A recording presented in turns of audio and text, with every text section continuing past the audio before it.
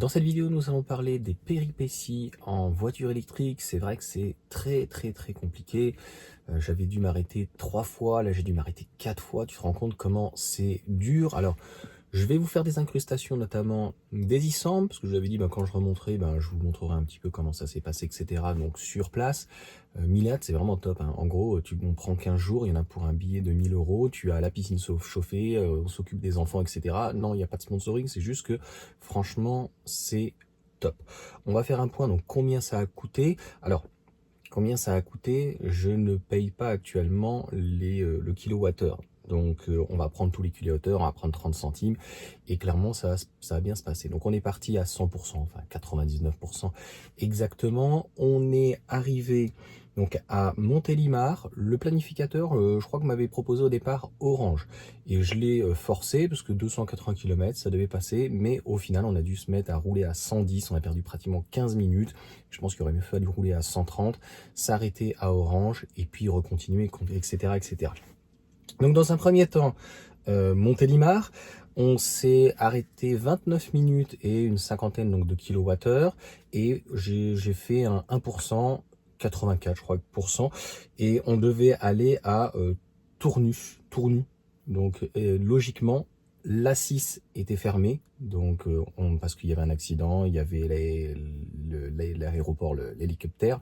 Donc en gros, on est sorti de l'autoroute et au lieu d'aller à Tournu, je crois que c'est Tournu, on est allé donc, on allait en direction de Tournu ou de Beaune éventuellement, mais on s'est arrêté à Mâcon parce que c'était sur la route. Franchement, c'était à 500 mètres près sur la route. J'avais pas fait attention pour le coup que c'était un V2.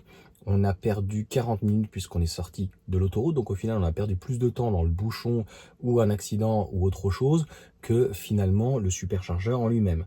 Arrivé à 17%, donc je me suis dit on arrive en dessous de 20%, c'est bien. Et restaurant fermé pour la clientèle, mais en gros il n'y avait pas d'accès. Donc on pouvait, voilà, ma femme n'a pas pu prendre de café, rien du tout, quoi machin.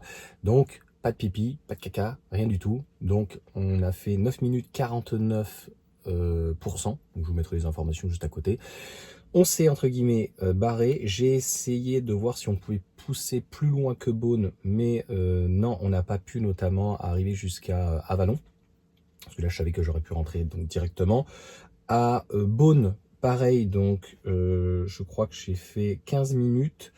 Et à Beaune, j'ai dû 25, ça devait être 25 kWh. Alors ouais, 29 kWh, 15 minutes, tu vois, à Beaune. Et au final de Beaune, j'ai pris donc vraiment léger, on va dire grossièrement des 20-80, là cette fois-ci, parce que je pouvais pas aller jusqu'au bout.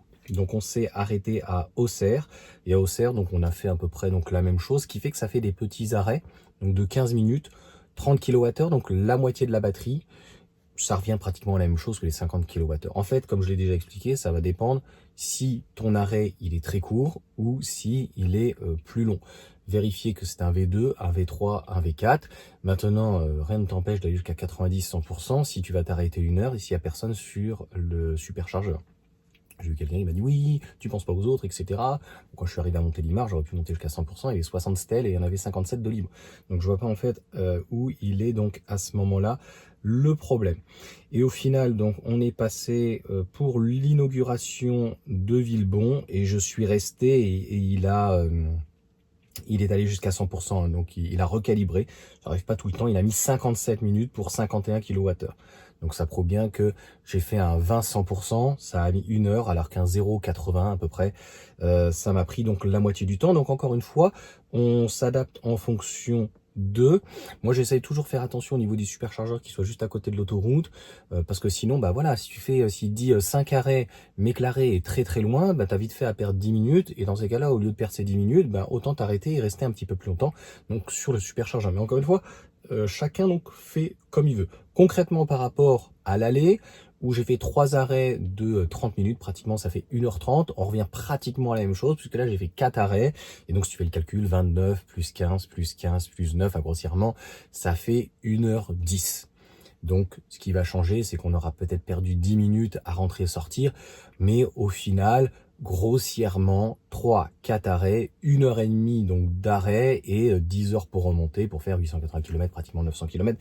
Donc franchement, c'était pas peu, mais c'était pas délirant, c'est pas pire, et c'est pas pire en fait que malheureusement d'avoir des bouchons ou autre, ou un accident, et de devoir donc subir, si on n'avait pas perdu à peu près une demi-heure, voilà, en 9 heures, 9 heures et demie, bref, voilà, 10 heures, c'est clairement très très bien. Voilà pour cette petite vidéo où je vous ferai des petites incrustations. Et je vois pas en fait à mon sens où elle est la contrainte. D'ailleurs, à 16 heures, je vous mets l'essai donc du Puma électrique, et je suis tout à fait d'accord avec Jérémy sur le fait que même si c'est là une petite batterie de 44 kWh, si on arrive à faire 150-180 km, mais que la recharge 10-80, ou je crois que c'est 20-80, ça y est, j'ai tout de suite un doute, elle est d'une vingtaine de minutes, franchement, ça se fait bien. Donc même 5 arrêts de 20 minutes, à partir du moment où ils sont stratégiques, à partir du moment où on ne perd pas du temps à aller manger à côté, au restaurant ou ailleurs, c'est pour ça que je prévois à chaque fois avec le modèle Y et les Tesla, du fait qu'on a un frunk. Quand on a un frunk, en fait, c'est de mettre le frais à l'avant, j'ai les glacières, et en fait, on optimise toujours ce temps pour éviter aller charger d'un côté, aller remanger de l'autre, et là, dans ces cas-là, ça peut vite se transformer en 11-12 heures. Je vous souhaite une bonne journée. N'hésitez pas à mettre des petits commentaires, donc vous, de votre expérience, des retours, comment ça se passe. Mais pour ma part, en fait, je vois absolument pas où il est le problème. Ça fait, en toute honnêteté, une demi-heure d'écart à tout casser. C'est pas ça qui est important. Pour le reste, chacun roule comme il veut. Moi, je pense que le 110, ça fait perdre beaucoup de temps sur la première partie par rapport à Montélimar. On a perdu pratiquement 15 minutes, puisqu'il nous avait dit qu'on arriverait à 7h50. On est arrivé à 8h03, je crois. Donc voilà, franchement, il vaut mieux rouler donc au planificateur à 130.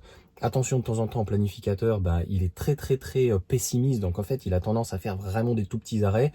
L'idéal, c'est vraiment de tomber le plus bas possible à 0%, à 5%, et de remonter à pas plus de 80.